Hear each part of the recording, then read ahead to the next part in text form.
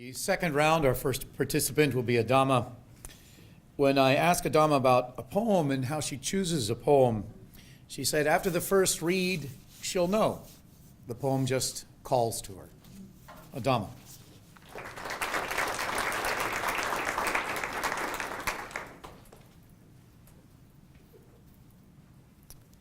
Do Not by Stevie Smith. Do not despair of man, and do not scold him. Who are you that you should so lightly hold him? Are you not also a man, and in your heart are there not warlike thoughts, and fear and smart? Are you not also afraid and in fear cruel? Do you not think of yourself as usual, faint for ambition, desire to be loved, prick at a virtuous thought by beauty moved? You love your wife, you hold your children dear, then say not that man is vile, but say they are. But they are not. So is your judgment shown presumptuous, false, quite vain, merely your own, sadness for failed ambition set outside, made a philosophy of, prinked, beautified. In noble dress and into the world sent out, to run with the ill it most pretends to rout. Oh, know your own heart, that heart's not wholly evil. And from the particular judge, the general, if judge you must, but with compassion see life, or else of yourself despairing, flee strife. Thank you.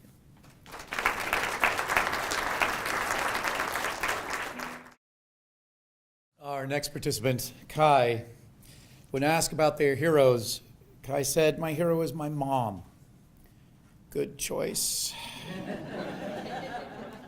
Early on, she taught me, despite life's many obstacles, she has taught me the importance of education, hard work, and above all, love. Kai.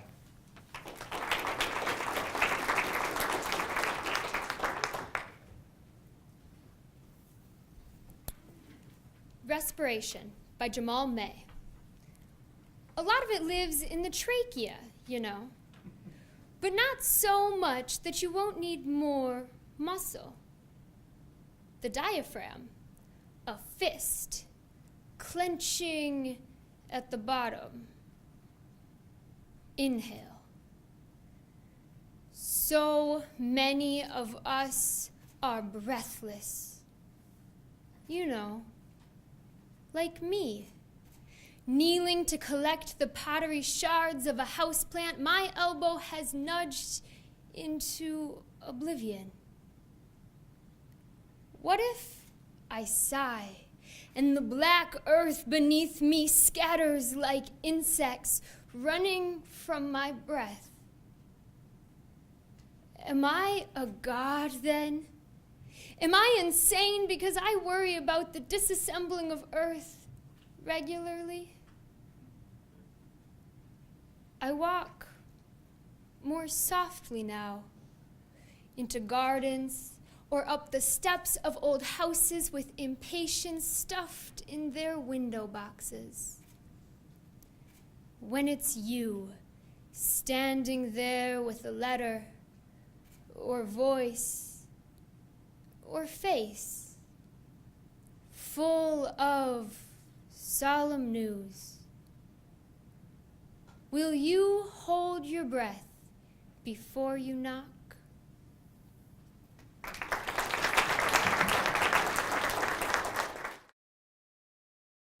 Our next participant, a few years ago, came down to American Players Theater, got to see me on stage, and now as the circle, cycle, or cyclone of life evolves around us, it is my privilege to see her on stage. Abby?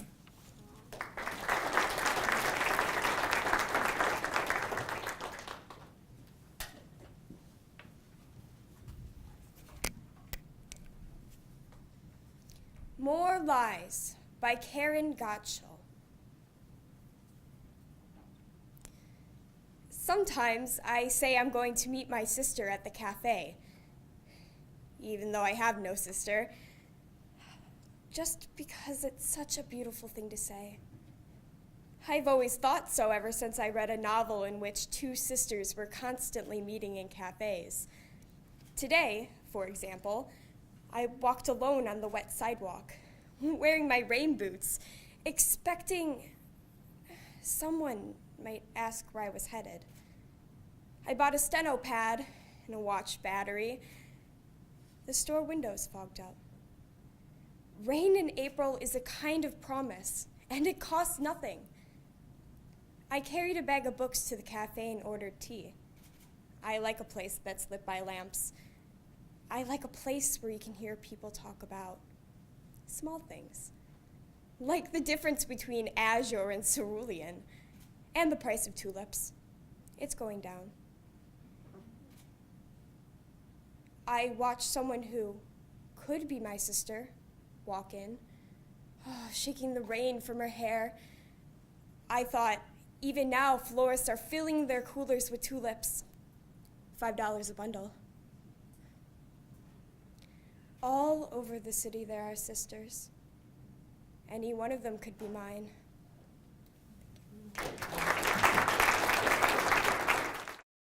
Our next participant, Logan, is a decorated actor from Wrightston High School.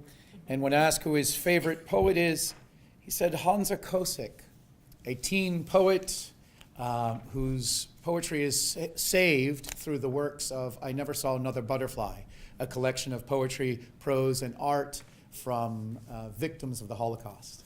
So, Logan.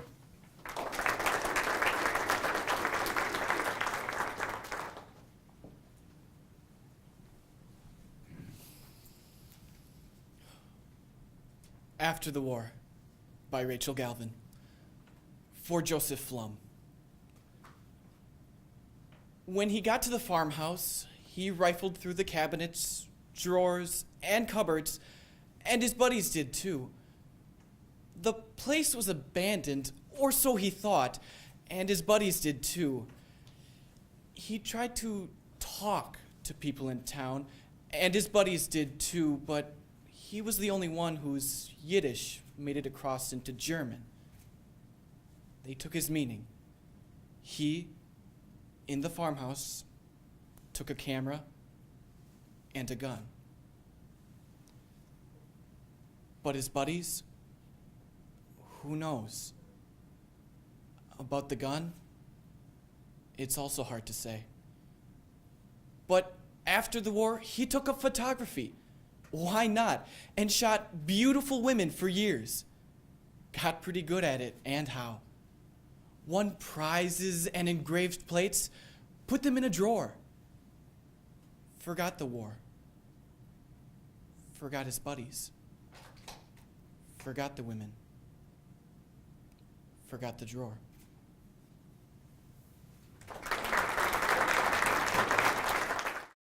When I asked Emily who her favorite poet was, she said Mr. Tolhurst, who was a family friend and poet, someone right next door, someone who she could watch the creative evolution from mouth to page into music.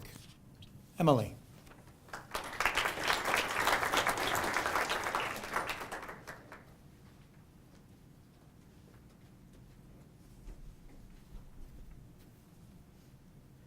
The Arrow and the Song by Henry Wadsworth Longfellow. I shot an arrow into the air. It fell to earth, I knew not where.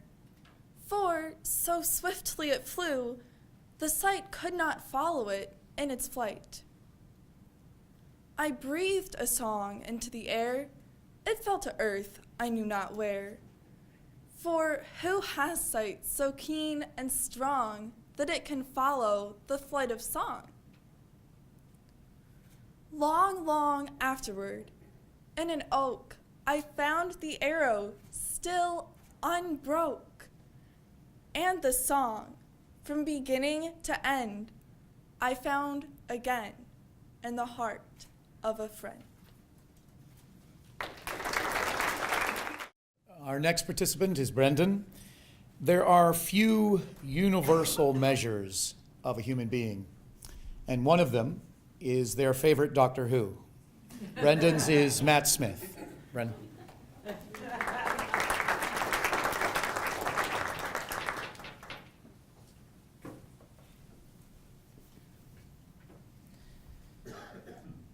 When You Are Old by William Butler Yeats. When you are old and gray and full of sleep and nodding by the fire, take down this book and slowly read and dream of the soft look your eyes had once and of their shadows deep. How many loved your moments of glad grace and loved your beauty with love false or true. But one man loved the pilgrim soul in you and loved the sorrows of your changing face. And bending down beside the glowing bars, murmur, a little sadly, how love fled and paced upon the mountains overhead and hid his face amid a crowd of stars. Our next participant is Deja. When asked who her favorite poet was, she said two things. The first, what every poet wants to hear, which is that poet's name, in this case, Warsan Shire. And second, she said, my favorite poet because of the realness and the comfort that I get from her writings. Deja.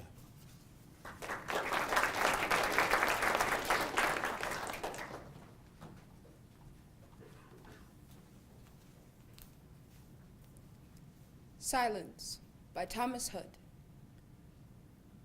There is a silence where hath been no sound. There is a silence where no sound may be. In the cold grave, under the deep, deep sea, or in a wide desert where no life is found, which hath been mute and still must sleep profound. No voice is hushed, no life treads silently, but clouds and cloudy shadows wander free, that never spoke over the idle ground, but in green ruins, in the desolate walls of antique palaces where man hath been, though the dun fox a wild hyena calls, and owls that flit continually between shriek to the echo, and the low winds moan, there the true silence is, self-conscious and alone. Our next participant, Raul, when asked about his grandest dream, his plans for the future, said, becoming the President of the United States of America. So we are privileged to have this young man in our company, Raul.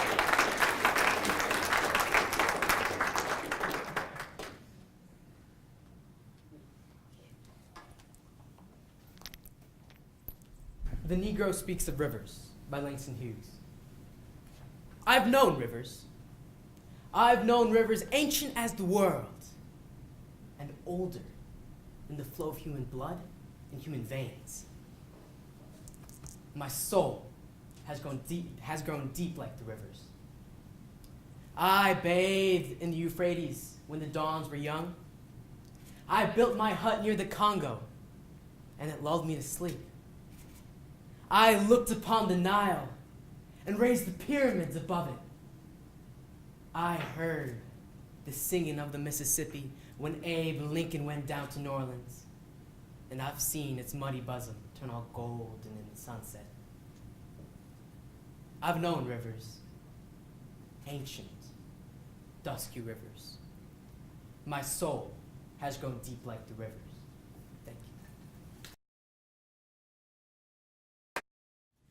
Devin is our next participant.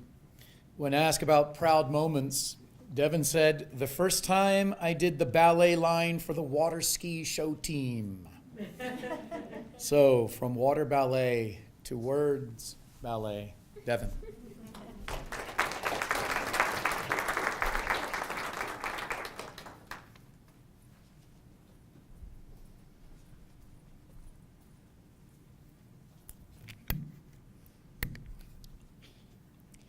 April Midnight by Arthur Symons. side by side, through the streets at midnight.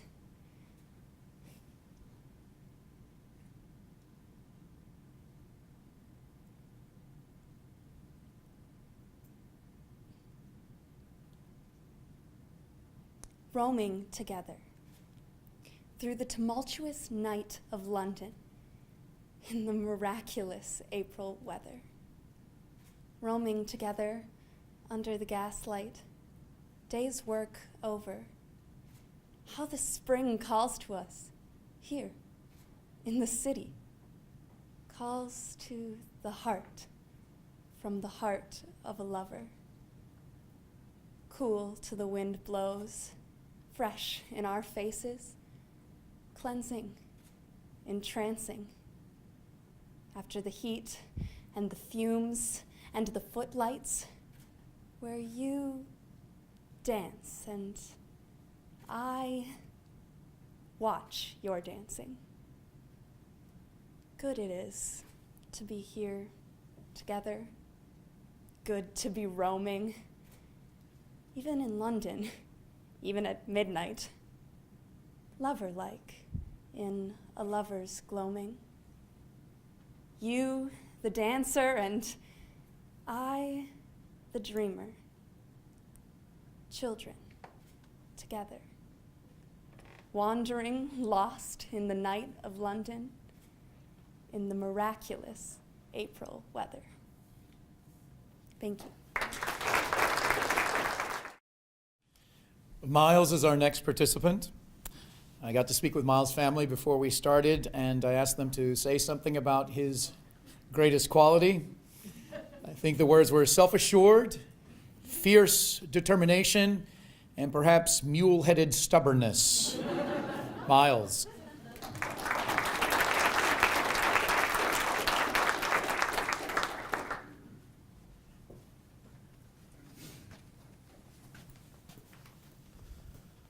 Or by Thomas Sayers Ellis.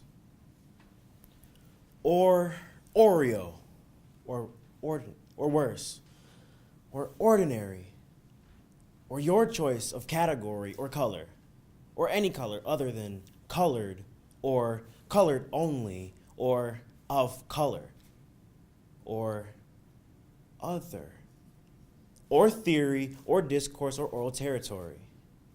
Oregon, or Georgia, or Florida Zora, or opportunity, or born poor, or corporate, or Moore, or a noir Orpheus, or Sangor, or diaspora, or a horrendous and tore up journey, or performance, or allegory's armor of ignorant comfort, or worship, or reform, or a sore chorus, or electoral corruption,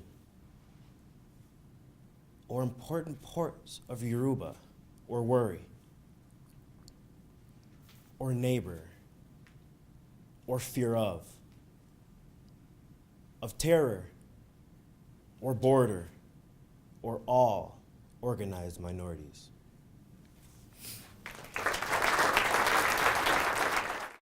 Our next participant, Sammy, the last in our second round. When asked who her heroes are, Sammy said, "My teachers, because they've taught me so much and have helped me to gain the confidence in myself." When asked what her grandest dream was, she said to have a positive impact on the people in the world around me. Sammy.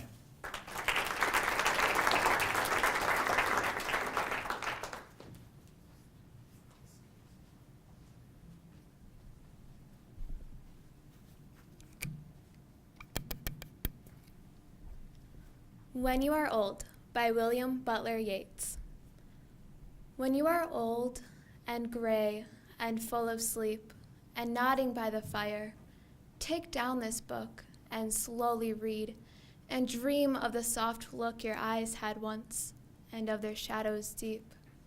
How many loved your moments of glad grace and loved your beauty with love false or true, but one man who loved the pilgrim soul in you and loved the sorrows of your changing face. And bending down beside the glowing bars, murmur, a little sadly, how love fled and paced upon the mountains overhead and hid his face amid a crowd of stars.